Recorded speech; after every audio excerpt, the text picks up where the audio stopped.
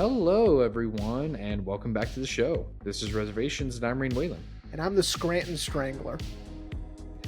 Yeah. It was you the whole time? Yeah. Well, I guess you need to call Creed and apologize to him. Are you of the theory that Creed is the Scranton Strangler? I mean, no, because Creed, it's too obvious for it to be Creed. For Creed to be the Scranton Strangler. I think that he's doing other crimes, but it's not that. Yeah, I love the bit of the whole yeah, no, this costume was an accident. The blood was already there. Oh and my he's, God. covered in blood. Yeah, he's like, today's Halloween? That was lucky. It's the perfect joke, yeah. That's probably my favorite Creed moment. Dude, and shout out to our boys at Smiling Friends for getting him for that devastating Mr. Frog episode. Dude, Jesus Christ. I was so happy. It was like, oh, it's Creed. And then I was like, oh my God. Oh my God. Show's great. Yeah, shout out to Smiling Friends. So Jeremy, should I tell everyone why this episode's coming out late? And technically the video came out on your birthday, so yeah. So I mean, technically this is a happy birthday episode, I guess so. But it's my fault that we delayed the episode. We would have recorded yesterday like normal, but my boss came back from New Year's vacation, and we usually have a huddle the first of every new month on a Tuesday, and I was really hoping she wouldn't want to, because it would have been the first Tuesday when she got back from her vacation. Nope. She came back and it was business as usual. So I was like, yeah. And I have to wake up extra early for those. So it's my fault, everyone. But it's okay. It's okay.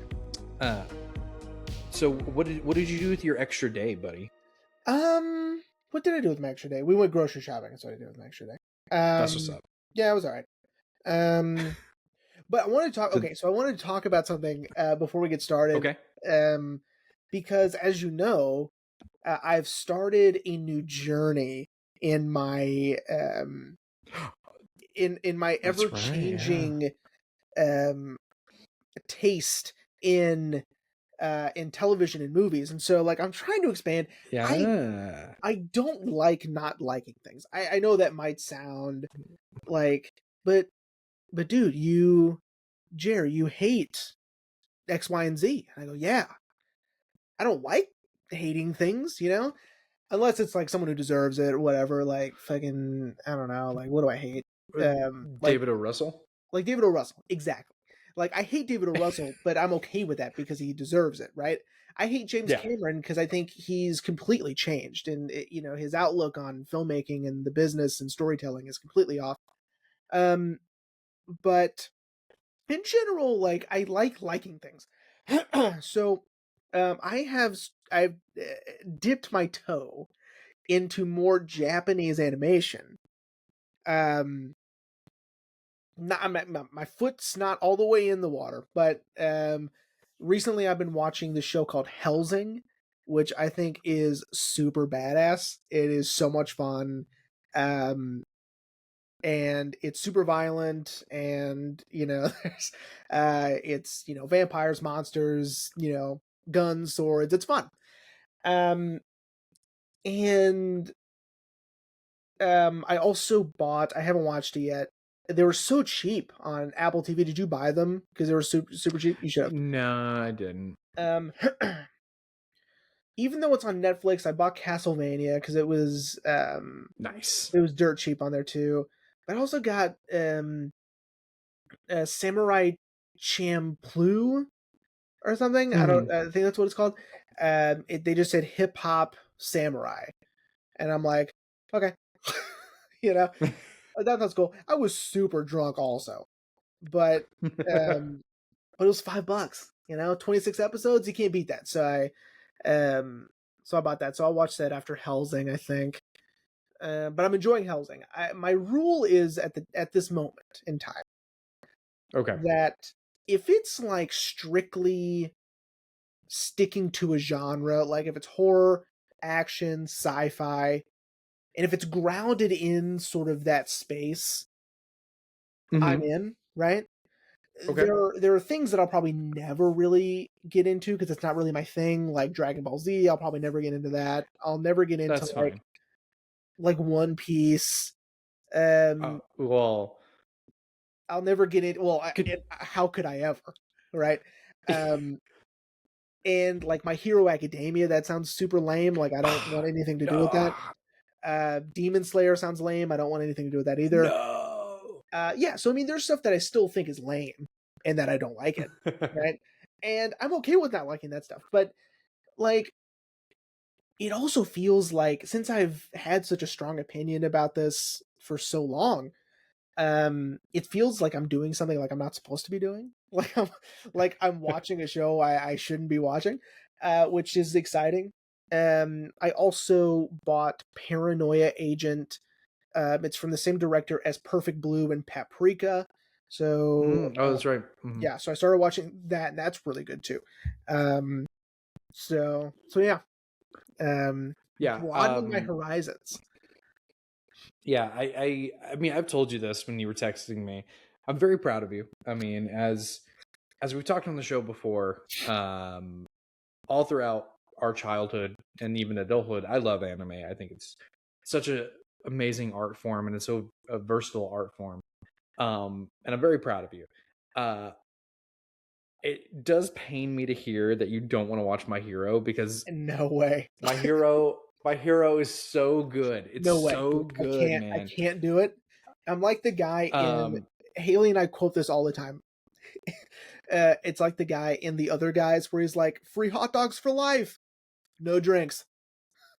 I can't do it. I can't do it. Okay, I can't do well, this. It's too anime. That's too anime. okay, yeah. You know? So and I was talking to some people about work about it, and they kind of came to that conclusion, I would say, faster than I did, which makes sense. Especially to a newcomer. The big eyes and the exaggerated features when a character's really excited or sad or something like that. I can get, I get it is very overwhelming. I don't like I that. would urge you though.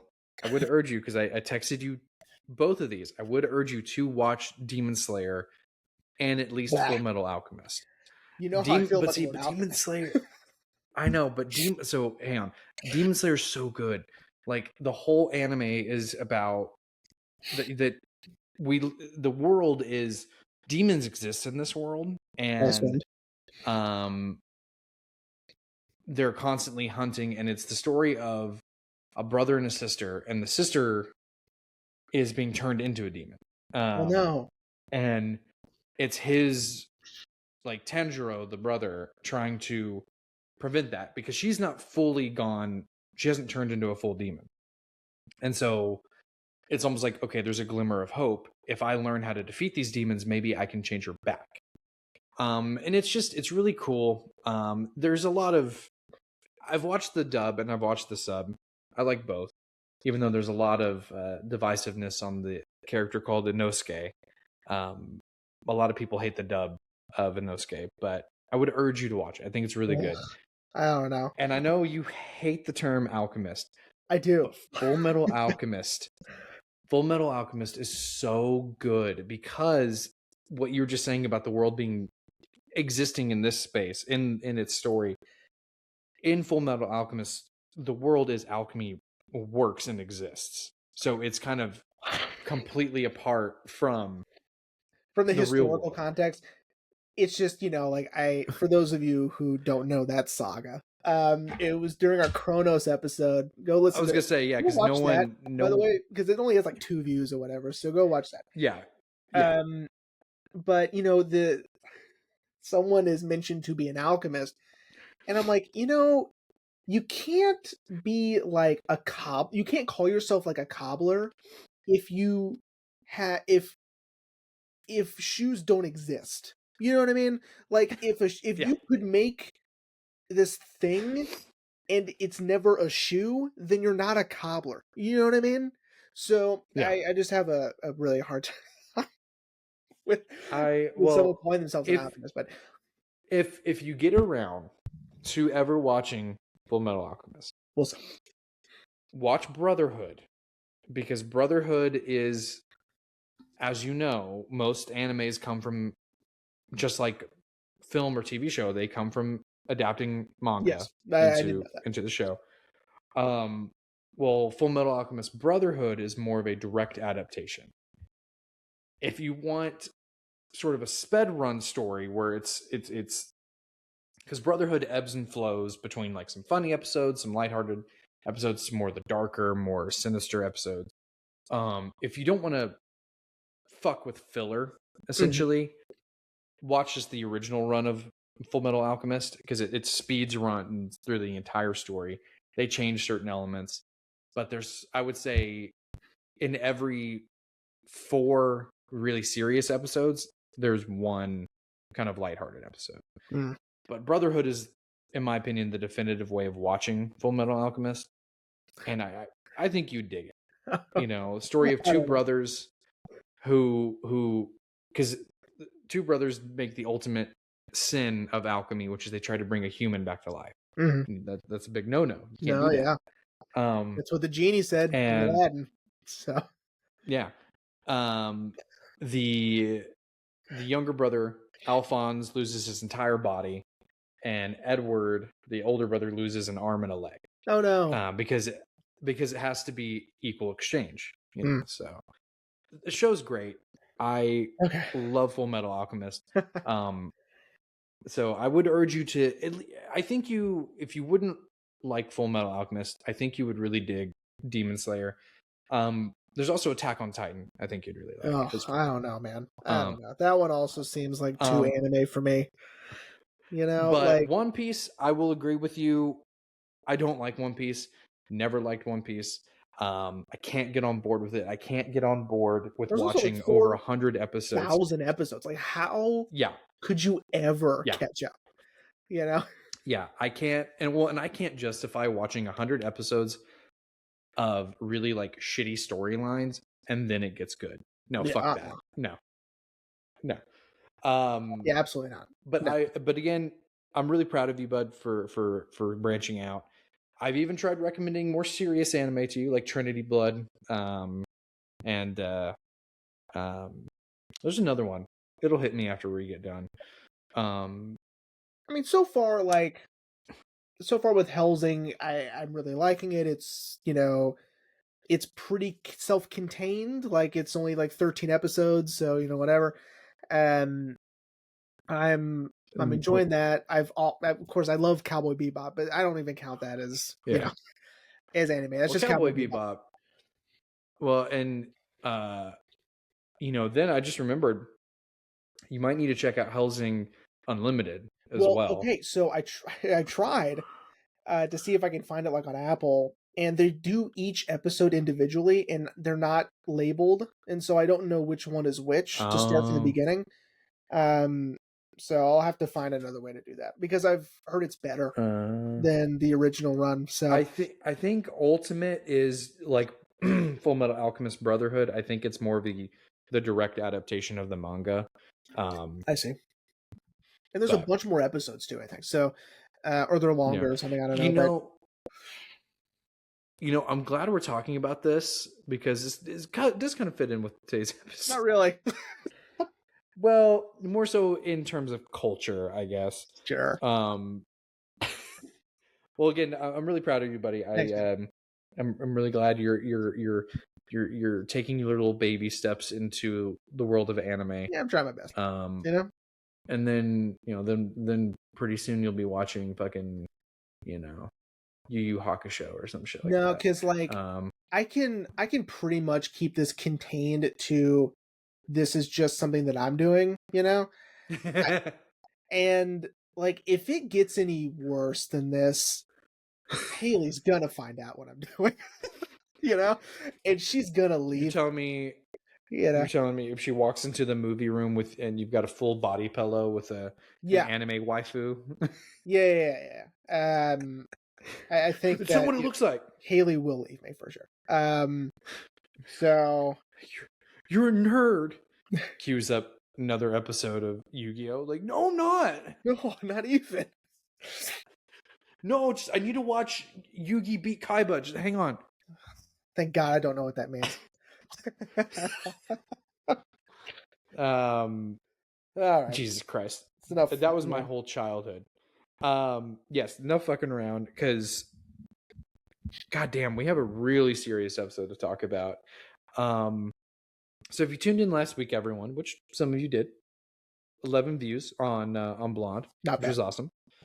awesome. This week is my final pick of the season before our end of season series, which of course we'll talk about that at the end of the episode. Today we are talking about the 2021 drama film Drive My Car. Dude, when I started watching the movie, I I was like, damn it, how did I pick another movie where an artist is dealing with a physical ailment that prevents them from doing the thing they love? And then quickly the movie's like, yeah, forget about the glaucoma thing. Like that's here nor there. Forget about that. And I'm kind of glad the movie is so much more than I thought that the first 20 minutes says the movie's gonna be. I feel like I just made no sense with what I just said there. Yeah, so this is the first watch for both of us. I had heard about this film every time I went to any sort of page dedicated to like cinema, film, like whatever. Like anytime I went on like Cinefix, of course, they were like, "Oh, Drive My Car is the best movie of the year." I was like, "Cool, how can I watch it?" And like, "Good luck." And I was like, "Okay."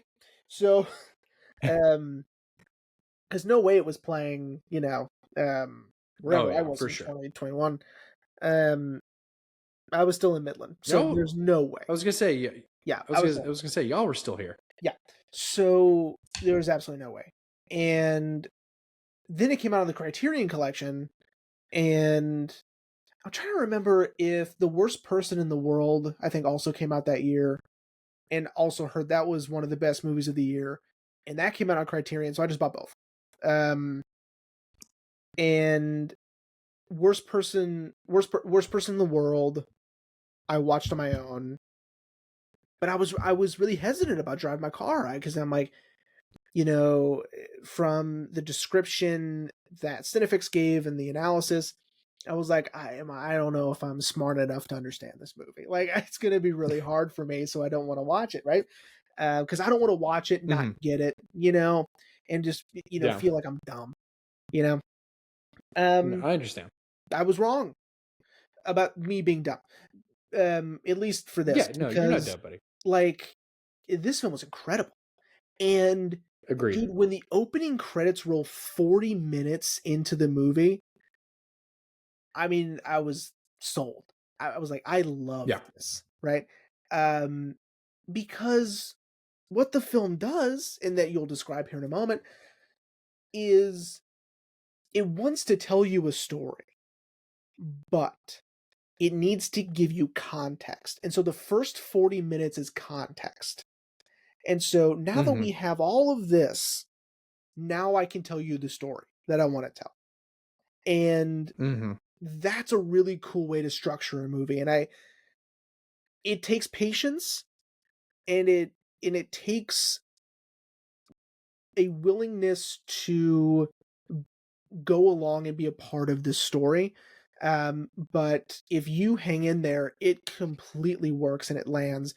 And it is, without a doubt, probably the best representation of grief, regret, and a willingness to open up but are unable to in a film that I've ever seen.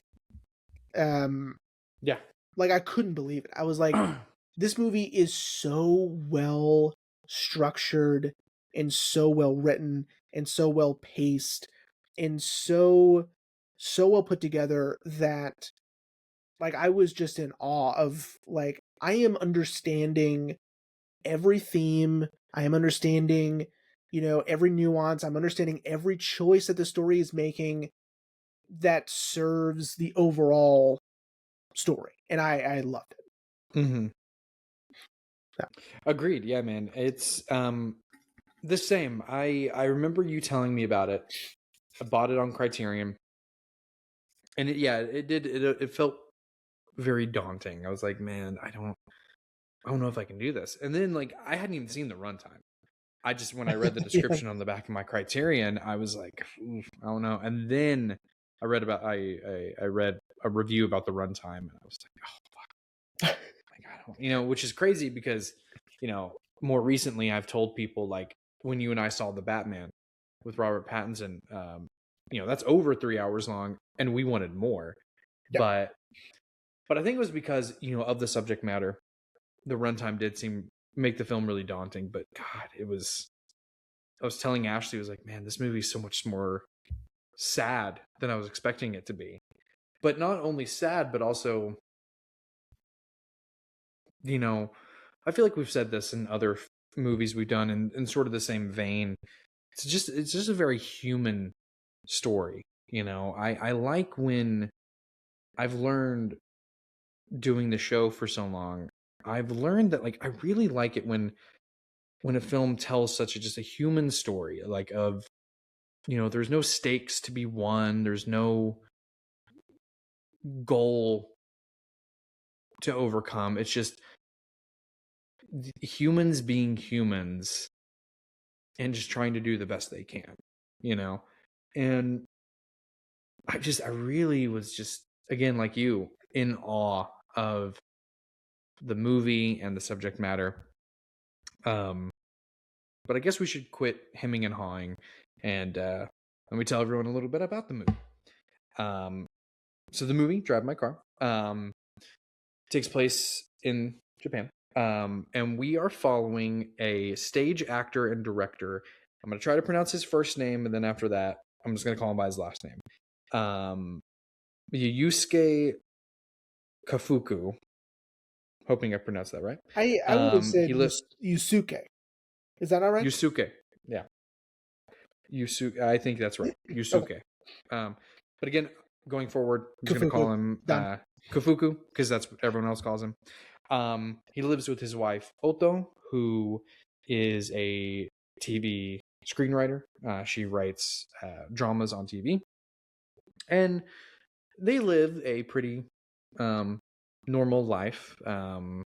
It seems like Oto bounces ideas off of him.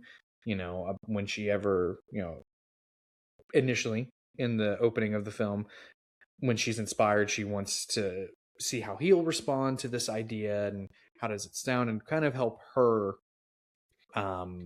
flesh it out.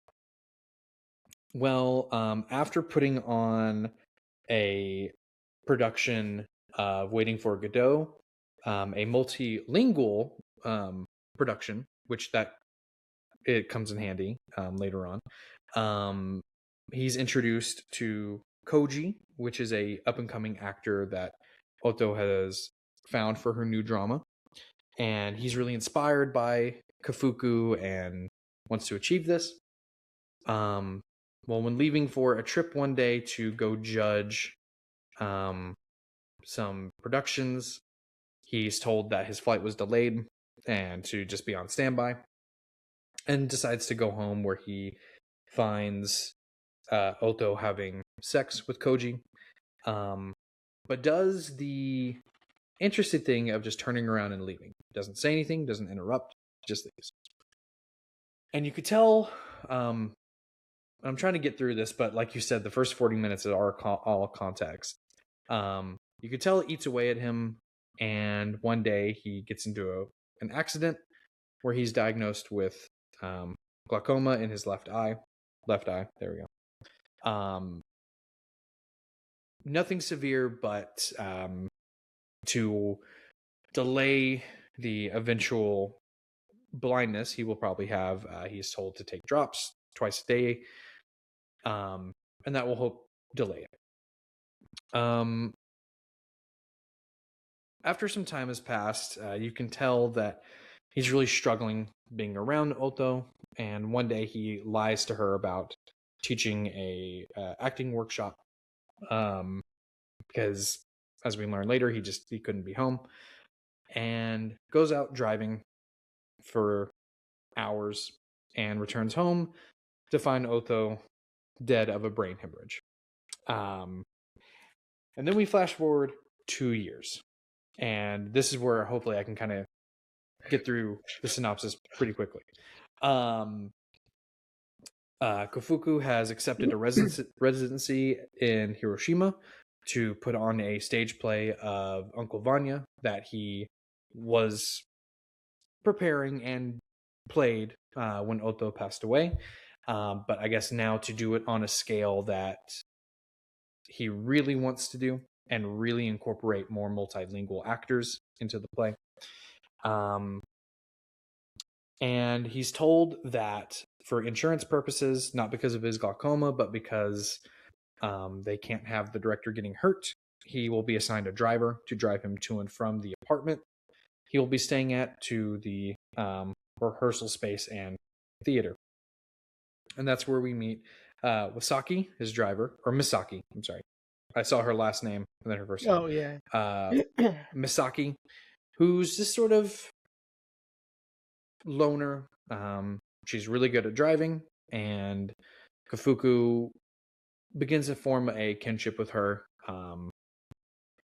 During the production, he sees that Koji has auditioned and decides to give him the lead role of Uncle Vanya, and to everyone's surprise. But over time of rehearsals, again, I'm trying to make sure I'm hitting the important stuff, but also getting through this because I know this is taking too long. He's teaching these actors about how to read the text and how the text can move you into acting a certain way. Koji clearly has some remorse about having an extramarital affair with his idol's wife. And you can tell, tries to tell him multiple times, but Kofuku really just seems to be focusing on the play and little by little learning more about Misaki, ultimately culminating in Koji getting arrested 2 days before the play is supposed to begin because he beat a man to death for taking his photo from when he was an actor on TV, which forces Kofuku to finally confront all his feelings of grief and regret and longing for Otto, and he sums up the courage to once again take the lead role of Uncle Vanya. The play is a success. We flash forward X amount of years, and Misaki has also healed from some wounds that I kind of had to glaze over, and that's Drive My Car. Like I said, I jumped over a lot of stuff, but you know, you're right, because the context, it's not spoon-fed to us. You know, the filmmakers, I'm not even going to try to say his name. He really wanted the audience to understand, like you said, you need to understand this portion before I can tell you the actual story. And I appreciate that, like I said, it's not spoon-fed to us. It feels very natural, and it feels a part of the story, you know? Yeah. Yeah. So the context. So the first 40 minutes is, of course, we're getting to know Kufuku, we're getting to know Otto, Koji a little bit, but really the main focus is Kufuku and Otto's relationship and his his obsession with driving, which I think stems more through her death um than it does in the beginning before her death. I think, yes, he uses driving to practice his lines. Um, Mm-hmm. but of course, it becomes way more important after her death because he is able to, what he thinks is a healthy way to deal with his regret of not confronting her for extramarital affairs by choosing to continue the conversations of dialogue in Uncle Vanya that deal with very Mm-hmm. similar themes, right? And so he's able to have these conversations in quotes with Otto, these these confrontations through the text of Kafka. And so it's not that I think he just loves driving, although that might be part of it. I Yeah. mean, his Saab is super cool, but um Yeah. like when Misaki is, hired as his driver, he feels like now that that self-therapeutic routine and ritual that he was a part of is now being interrupted by someone new, right? He still continues to do Mm-hmm. so, but it's different. And Mm-hmm. um and again, like I watched a video about the intertextuality of this movie and of Uncle Vanya. Intertextuality is when a there is a piece of writing, of Mm-hmm. material within a story that tells you what this story's about, basically, right? Yeah. um so it's like when you're watching like some sort of movie, like a movie set in a high school, and they just so happen to be studying a story that has something to do with what the character is going through at the time, right? Intertextuality. um Mm-hmm. and in this case, of course, Uncle Vanya, which I had to look up because I I don't know anything about Kafka or most plays, but looking it up, of course, it really does match Kafuku's emotional journey throughout the film. However, what I like about it is it's not apples to apples the same, right? Right. Um, Uncle Vanya is going through, loss, grief, regret, but in different ways, right? With him, it's unrequited love. With his, I think it's his cousin or his brother-in-law or something, his wife. But there is a love triangle in Uncle Vanya, but Uncle Vanya is not a part of that triangle. It is this young doctor that is a friend of his relatives and his relative's wife.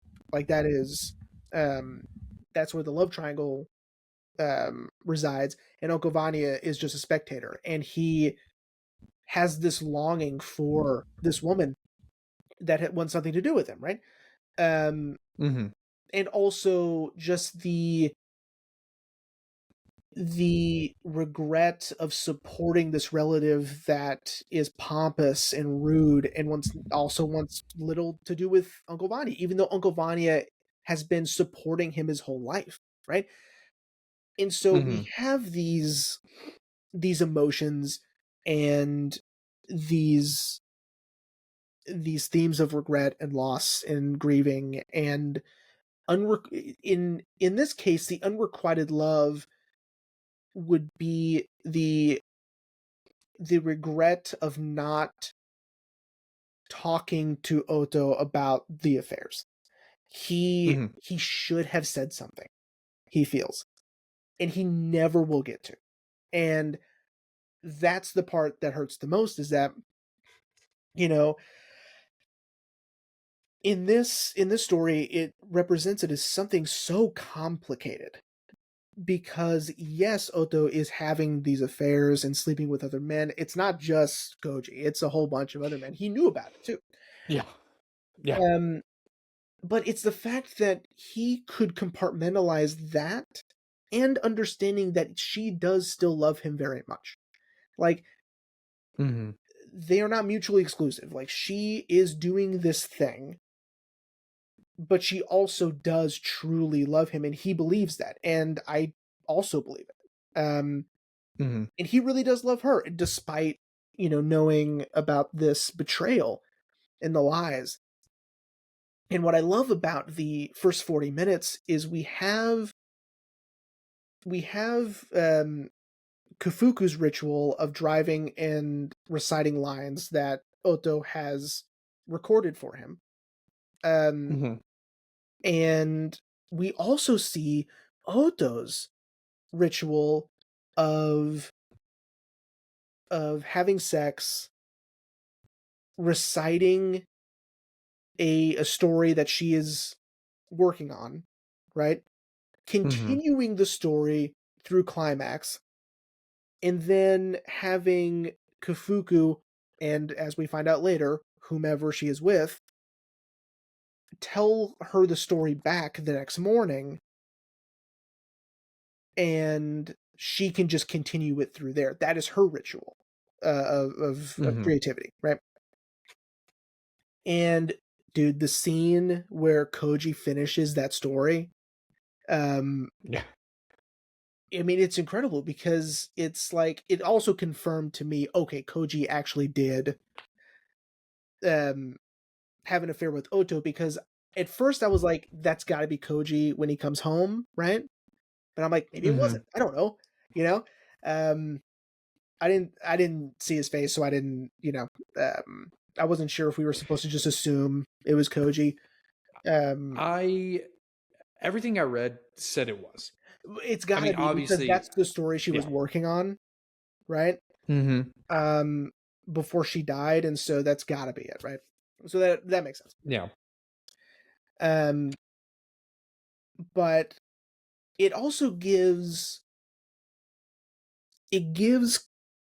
Kafuku some closure when he finishes the story, right? When Koji tells him the Mm-hmm. ending. Um, and lo and behold, the story that Oto comes up with has intertextual significance to our story. Yeah. Where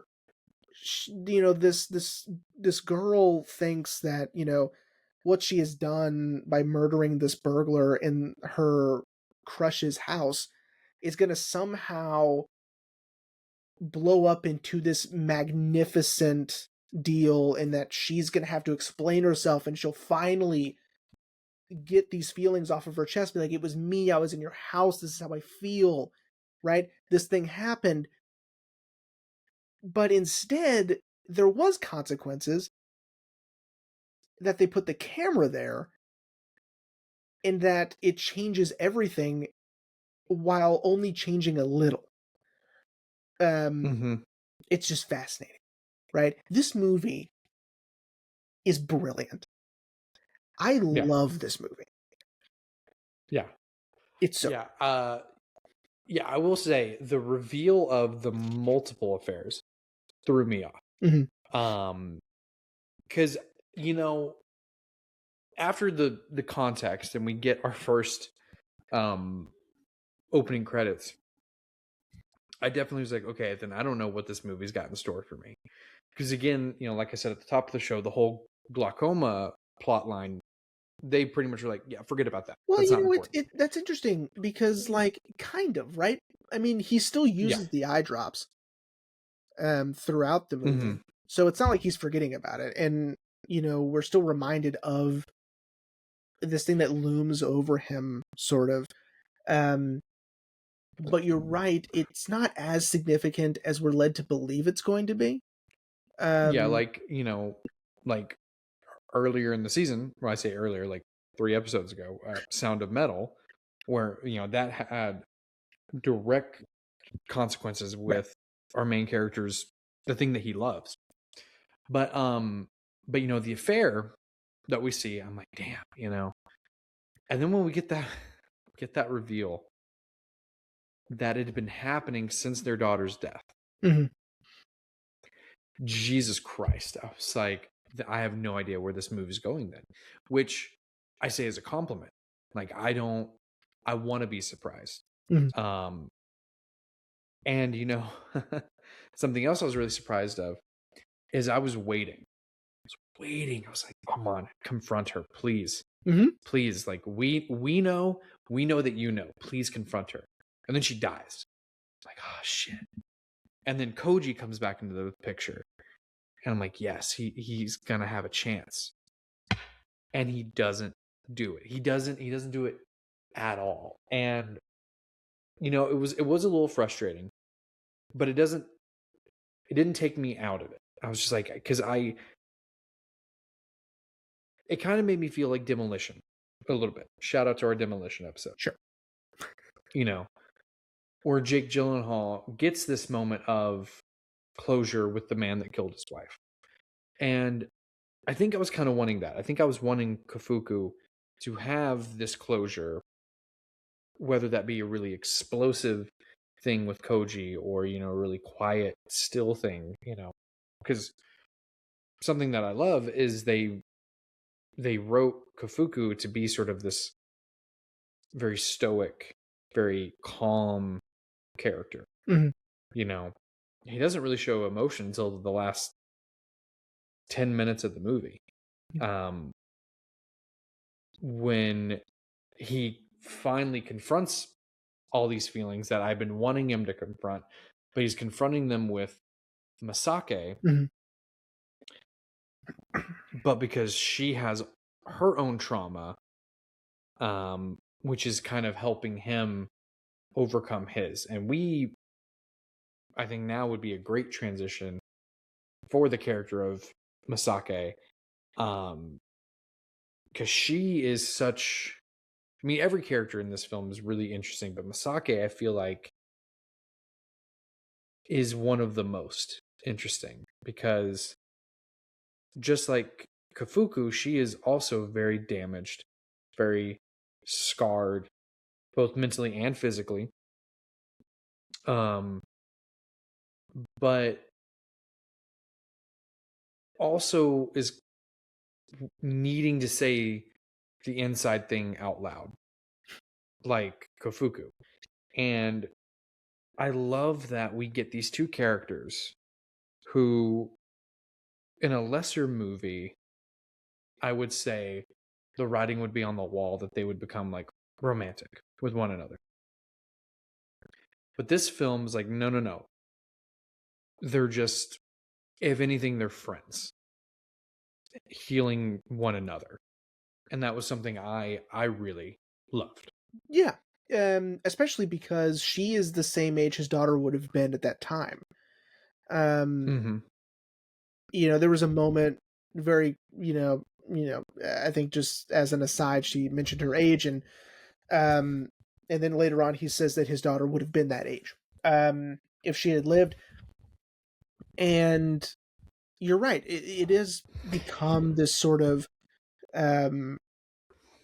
this found family sort of, father figure and daughter figure relationship. And there was a moment um, that I thought was really well executed, and it's when they both sort of tell each other what's going on, right? Um, Mm-hmm. like I what's apologize if yeah, anyone can hear that. I the don't know street what's racing. going on. I don't know. I don't know, man. It's kind of pissing me off, but continue. um, that they finally just unload themselves, unburden with their trauma on each other, right? They're describing what's their hang up, right? And Mm-hmm. Kufuku says to Masaki, he said, I wish I could tell you that you did not kill your mother, but you did, and I killed my wife, right? Mm-hmm. And it's sort of like in that moment, you're like, oh, he is so sure of his participation in these horrible things that have happened to him, which are out of his control. And Misaki is feeling the exact same way, but instead of unburdening her with that, because if he unburdens her with it, he would have to accept it for himself, and he can't. And so he's Mm-hmm. just like, you know what? I understand. Like, I understand that you feel this way. I feel the exact same way. That's just how it is. Mm-hmm. Until they finally learn that that's not how it is. And um, what the film does beautifully is incorporates Uncle Vanya's text to illustrate how he's finally starting to unburden himself with this guilt and with this trauma that he is compiling upon himself,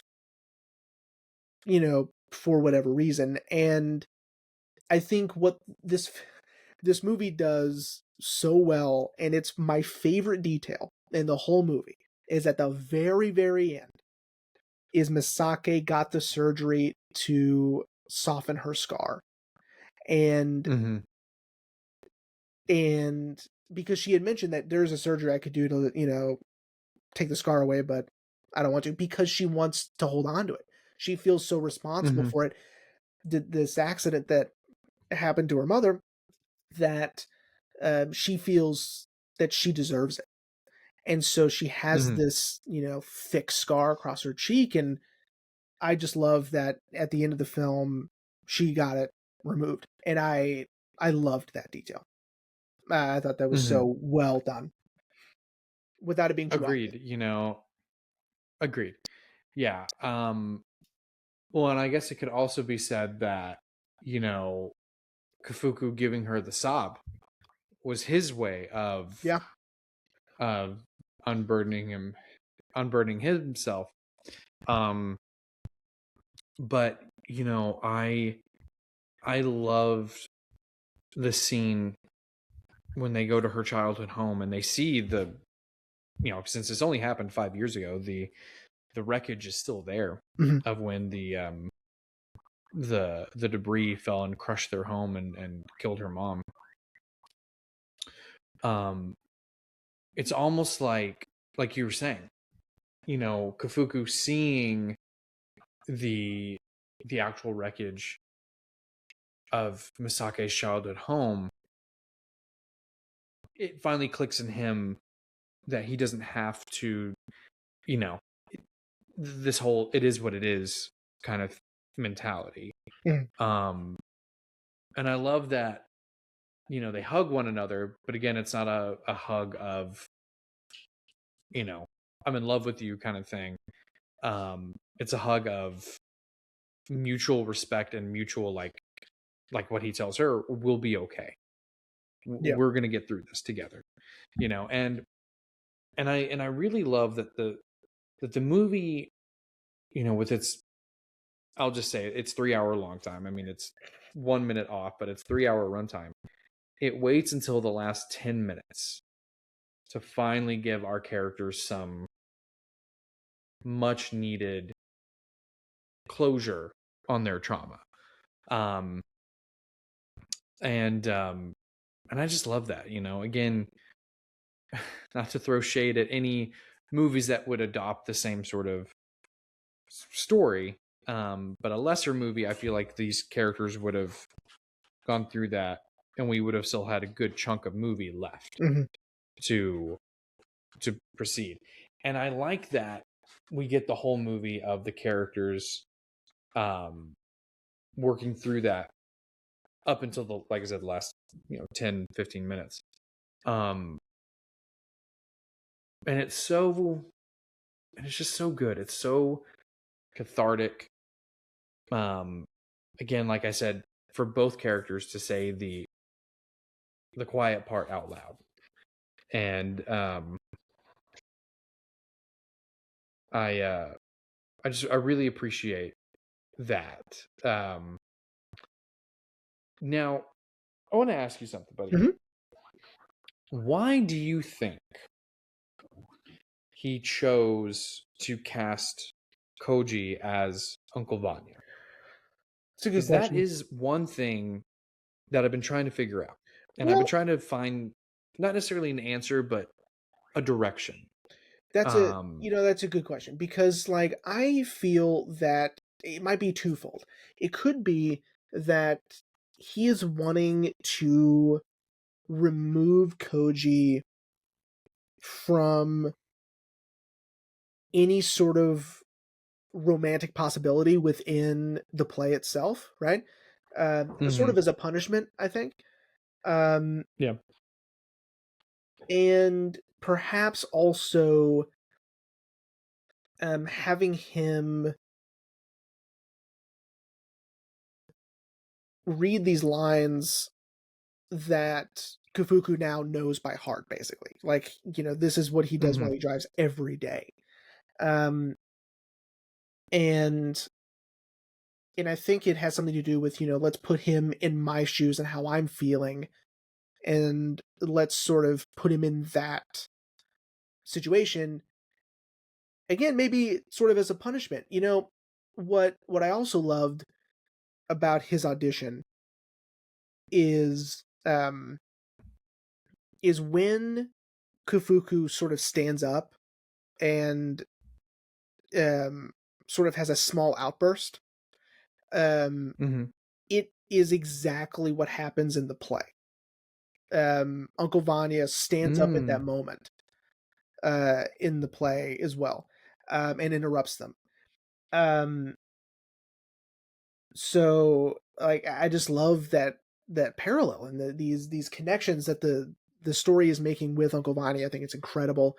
Um, it's I would encourage if you haven't seen this movie, or if you have and you want a little bit more information and you didn't think to look up this play, I think it would help a lot. Um, just to understand some of what's going on and why characters are doing what they're doing and how characters are feeling. I think a lot Mhm. of the acting I saw in a video, and I'm glad they pointed it out because I thought it was just a difference in culture, but they said that a lot of the acting is very understated. It's they're not emoting as if they would in like another movie. Like they're very understated. And I Mhm. thought that was like, oh, well that makes sense. Because I thought it was just culture. Like I thought it was a culture difference. When the woman was cracking me up, man. I think she's the producer um of the play. Just the way she would deliver her dialogue was so bizarre because it was not chipper, but never she never seemed disappointed or Yeah. sad or angry, or you know what I mean. Um, Yeah. like even when she was like, you can't drive yourself, you know, there's nothing we can do about that. It was a little chipper, and then uh, definitely when she was like, okay, now we need to figure out what we're going to do about the play. Now that Yeah. your main actor has gone to jail. Um, and there's got to be something said about that too. His Mm. Koji's rage about his recognition Mhm. is so weird to me. Um, like he Yeah. finds such contempt in being admired and recognized. I mean, maybe it's just the photo thing. I don't know. Um, but it's almost like he feels also undeserving of it, maybe, or he feels Maybe. embarrassed by how he is recognizable. Um, it it just seemed so strange to me of how angry he would get, to the point of beating Mhm. someone to death. Um, Yeah. Yeah, I that was something else I tried to find, like I said, not necessarily an answer to, but I mean, we get that news report when they're on the ferry uh, headed to Masake's hometown about, his career in TV dramas and going independent and or freelance. So I'm wondering that, or I'm wondering if maybe it comes from shame a little bit that he couldn't make it as a TV actor, and so he's, I mean, because he even tells Kafuku that that's the whole reason why he wanted to do the play, as sort of a way to. I interpreted it as a way to restart his career Mhm. in a way. So maybe it's a little bit of that. Maybe it's some shame that I couldn't make it. Yeah. But it is like a rage that he Yeah. has. I was not expecting him to beat a man to death. No, me either. When he chases that guy when they leave the bar, I assumed, I was like, I'm sure he's probably yelling at him for Yeah. taking this picture, because he comes back a little just calm, cool, and collected, like, oh, sorry, let's go. And then not but 15 minutes later he's getting arrested Yeah. for injury that caused death. So I mean, I Why? guess that would be manslaughter in American terms. Maybe Involuntary manslaughter. involuntary aggravated manslaughter. I don't know. Maybe. Yeah. But yeah, and it's crazy that well, I mean, they have him on camera, but he fully admits to it, and he was like, I'll go willingly. And I feel, maybe this is just me, because I'm going to be honest, I don't like the character of Koji. I think he's Yeah. not a scumbag, but I do think he's a snake. Anytime he was with Janice, I was like, Janice, what are you doing? Yeah. Janice, get out of there. He's bad news, girl. Yeah. But I felt like the reason why he owned up to it to the police, this is my interpretation of it, is he was in a way trying to force Kafuku to take over the role, because he still maybe didn't feel worthy enough to have it. And especially after, he said without saying, I know you and Otto had an affair. I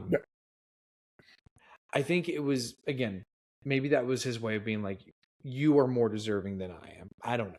Maybe. Like I said, I wouldn't go as far as to call him a scumbag, but I would say he's definitely a snake. Nah, he's bad news. Koji. Yeah. But, because, and I'm I'm kind of glad in terms of story, Kofuku asks, can I go see him? I'm glad that they decided, like, oh no, you can't. Sorry, you can't go see him. Yeah. It's I didn't want one more scene. Yeah. I did not want one more scene of those two together. Sure. Because we had gotten, and I feel like that was their way. We had already gotten the car ride with them, so it's like, I don't need anything else. You're exactly right. Yeah. What else needed to be said? I mean, Koji essentially said without saying, like, yeah, I slept with your wife. Yeah. Like, because how else would he have known the story? Exactly. But yeah, I am curious about that. Like, his motivations. Because again, I know they have him on camera, so it's kind of like he can't really refute, like, oh, that wasn't me, But again, I interpret it as his way of being like, you need to do this, not me. It has to be you. Maybe. I don't know. I will say, though, compared to the two versions of Uncle Vanya that we see in the film, of when Kafuku is doing it after Otto's death, and then at the end of the film, I love that you can see kind of a stark difference in his acting and how he's playing Vanya. And it's subtle, but I you can see the difference in how he's playing the character from then to now. And it's so heartbreaking in the best way, So, okay. Here is probably my favorite choice this movie makes. Okay. And that's Lee Yuna. her character. She is the one who is mute that signs. Um, so here, okay. First off, having her as part of the multilingual, having it be sign language, I loved that, right? But Mm-hmm. what I loved even more is that she's playing the niece. And so um she's very close to Uncle Vanya. Um it's the reason why he's called Uncle Vanya, right? Um Mm-hmm. but what I love about this choice to have her use sign language is we get not only a physical manifestation of the text and the dialogue of Uncle Vanya, but I love how she chooses to use his body with her hands instead of her just sitting next Mm-hmm. to him, right? It makes it so much more intimate, so much more powerful that she is meaning these words to him and no one else. Like he needs to pay attention. Like these, I am trying to tell you how important it is that you understand that, you need to let this go, or you need to give yourself a break. You need to, right, move on. You need to let yourself be happy. All of these things. I just love that she's using him for the sign language. I think it is beautiful. I think it is Mm-hmm. perfect. I cannot think of anything better in this film than those moments. It's perfect. I love it. Also, just the idea of a multilingual performance with subtitles, I thought was really, really interesting. Um, because to be an actor to do it, I mean, and even Koji mentions, he goes, "I'm not going to understand what she's saying." You know, you Mm-hmm. kind of just Yeah. have to you have to trust your scene partner, but you also have to deeply understand the play, the text. You have to understand context, you have to understand body language, and it makes you pay more attention to the performance rather than just the text. Mm-hmm. And I don't know if even this is a real thing, if like they do multilingual um performances. I don't know if that's real or not. I should have looked that up, but because that sounds really interesting. Uh, yeah, I don't know either. Um, that is really interesting though. And that's a detail I really like that they kind of bring up really early on in the movie that um it's almost like it's a Kofuku thing, because when he's doing Waiting for Godot, Right. it's multilingual. So it's almost like it's a him thing that he maybe that's his way of getting like the best performance out of the actors is like, well, you're gonna have to really, like you said, like look for these context clues and nuance to continue the scene. Well, yeah, because at first when we're watching that scene for Waiting for Godot, first off, Samuel Beckett, amazing. I love Samuel Beckett Yeah. anything. But it took me a minute because at first I thought, oh, there's a bunch of like it's a multinational audience, and that's why they're doing subtitles, which I thought was really cool, and which is also true. But it took me a second to realize that his scene partner is not speaking Japanese. Um, it might have been German. I don't remember, I but think so. um, and see, and I'm so bad about stuff like that because the first time I ever saw The Wolf House, I didn't realize that the narrator, the wolf, who is Paul Schrader, um, was going back and forth from Spanish to German. I didn't even realize that the first time I saw it. So I just got it's like me with sodas. If you hand me a glass of soda and you don't tell me what it is, I can't tell you either. Okay? except maybe if it's Dr. Pepper. Mm-hmm. But other than that, like I'm just so bad. I guess I have bad ears and taste buds. But I don't know. But yeah, yeah, man. Now I do want to mention, like I said, it definitely seemed like Kafuku gave Misaki the sob as sort of maybe his way of finally moving on.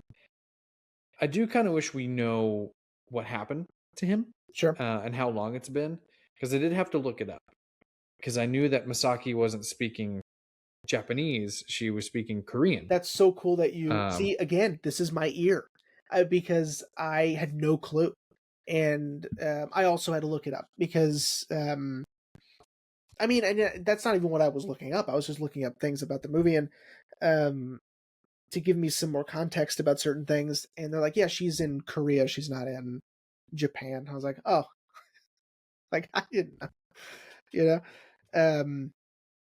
Obviously during the pandemic, which this movie was shot during. So, it's, I guess it was easier that they just, put it within the context of the pandemic. It probably made it way easier. Yeah, it's a shoot in South Korea. Yeah, with I so think it was South Korea. just wear the mask and put up the plastic. Who cares, you know? Yeah. But yeah, I did good job. I had no clue. I guess I'm just bad at that. I don't know. Nah, you're not. You're not bad at No, it. I'm bad at. I'm bad at understanding that these are different languages. Like I said, I didn't clock he was speaking. It's not even like Spanish and German aren't even close to the same. You know what I mean? And so like I would have never been able to distinguish Japanese and Korean, at least not at first. But good job. Yeah. But yeah, I do wish though we knew what happened to Kafuku. I mean, just because I just wanted a little bit of closure for his character, but like I said, again, I'm sure him giving the sob to Misaki was his way of finally moving on as well. Sure. Yeah. Agreed. And that's all I have to say about that. With that being said, buddy, are you ready to wrap up? I am. I loved this. I Agreed. and at first I was like, I'm gonna have to pretend to be sort of a film snob and say that I really love this, even though I don't get it. But in this case, I'm like, oh my god, this was amazing. Agreed. And it was beautiful and it was perfect and it was so well told and very well structured. And I need to go see I need to see Evil Does Not Exist, which this director also did. Which I heard it's also very good. And I got to see it because if it's anything like this, I'll love it. Yeah, yeah, man. I don't know if I can ever see another movie as great as this, because I mean, I don't think anything will be able to match up to it. I mean, which is kind of a lie, because we've done some of the best movies ever, but I mean, this one's gonna be hard. It's stellar. This one's to surpass. Great. Yeah, absolutely. I gave it 5 on Letterboxd. Had to. This is a 5. Same. Yeah. So good. But that being said, buddy, are you ready to figure out what we're going to the end of season series with? Yeah. Which you already know, because we kind of talked about it already. Yeah. So next week, everyone, begins our end of season series, which, as many of you know, Zach, we close out every season with a series of films that either follow in theme, follow in director, follow in actor, whatever. And this season, it's my pick. This is also going to be our longest end of season series. It's going to be 5 episodes rather than 4. I mean, we've done some end of season series that are just 3, but this one will definitely be the longest. And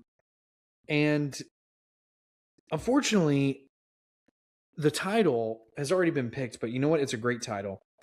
So we're going to use the Criterion's title, if you're okay with that. That's fine.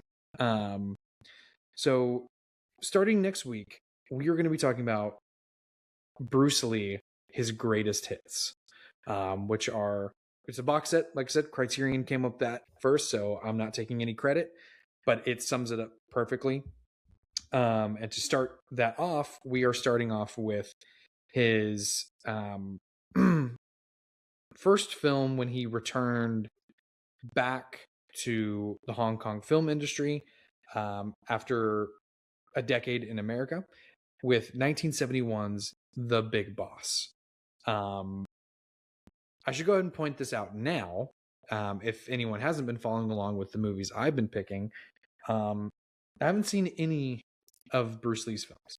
So this is also not going to be a really awesome end of season series, but it's also going to be an education for me.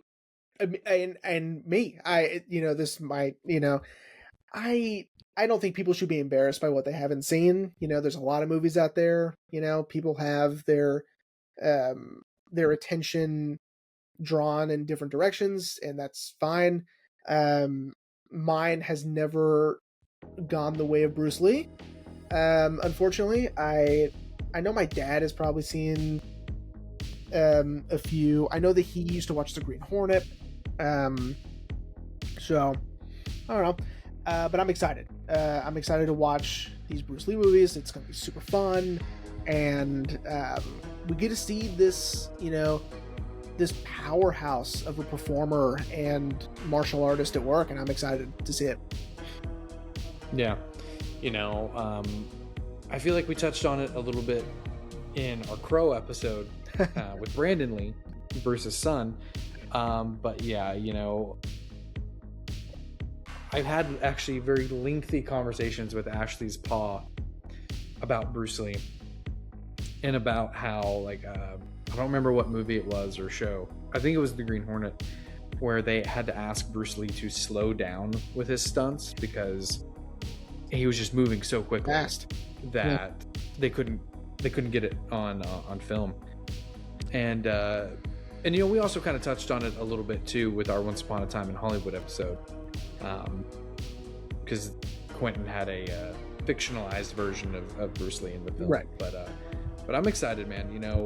Dad got me this set for my birthday. Nice. Years ago, and I just have never cracked it open, and I'm excited. And you know what, man? The Big Boss, his first movie back in Hong Kong after, I'm assuming, doing The Green Hornet for so long, I think is a great way to start. I mean, obviously, we're going to start with The Big Boss. We're going to go in chronological order. Yeah. We're not sociopaths. Right. But yeah, man, I'm super excited. Yeah, man, me too. This is going to be fun. Cool.